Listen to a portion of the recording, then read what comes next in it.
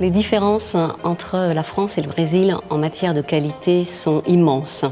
Le Brésil a développé très récemment ses normes qualitatives et il faut voir que ça ne correspond pas tout à fait à la culture brésilienne.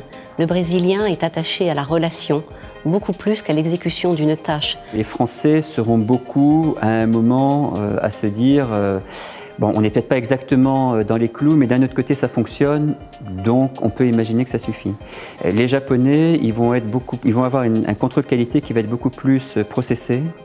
Et si on leur a dit que telle et telle caractéristique était indispensable, ils ne chercheront pas à aller au-delà. Peut-être spontanément, on associe la qualité à d'autres domaines qu'en Allemagne, notamment la gastronomie, la mode, des choses comme ça, où indéniablement, on est tout à fait prêt à dire, bon, en France, on mange mieux, la qualité elle est meilleure, etc. Alors en Italie, la qualité c'est plus pragmatique, ça veut dire on fait un produit qui dure, qui a une position sur le marché, qui est aussi beau, hein, mais beau ça veut dire qui a un intérêt pour le public. Hein. Et on n'a pas exactement la chose de dire, bon, on a la meilleure idée du monde. Hein. C'est plutôt pragmatique. Les Autrichiens abordent la qualité dans une recherche du détail. En fait, quand on va s'intéresser aux produits, aux services qu'apportent des Français, on va entrer dans le détail d'une façon qui risque parfois d'embêter les Français, parce qu'au bout d'un certain temps, ils risquent d'être ennuyés par les questions qui vont être posées. La principale différence qu'on retrouve en Chine par rapport à la qualité se situe au niveau du prix.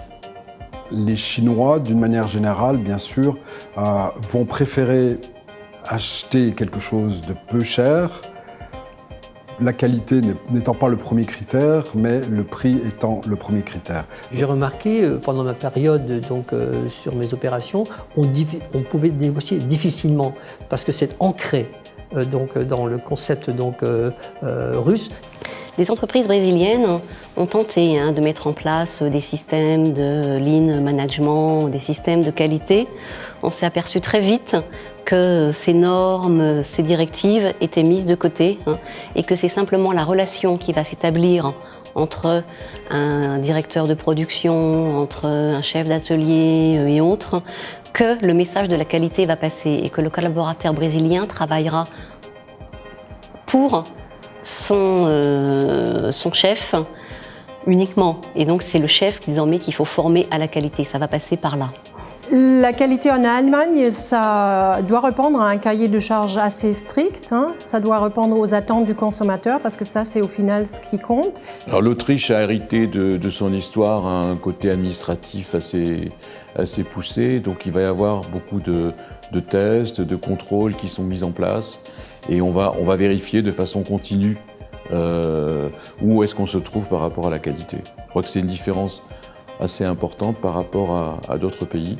C'était par exemple pour une pièce électrique, le câblage devait se faire avec un câble bleu et ça avait été prévu comme ça. Et il se trouve qu'au moment donné, pour des questions sans doute de respect, de timing, il n'y avait plus de fil bleu, il y avait du fil rouge qui était disponible à la place. Les produits ont été envoyés avec un fil rouge et donc ça a été immédiatement retoqué. Alors que ça fonctionnait évidemment tout aussi bien, mais il avait été décidé que ça serait bleu, donc c'était pas bleu et du coup c'était pas acceptable.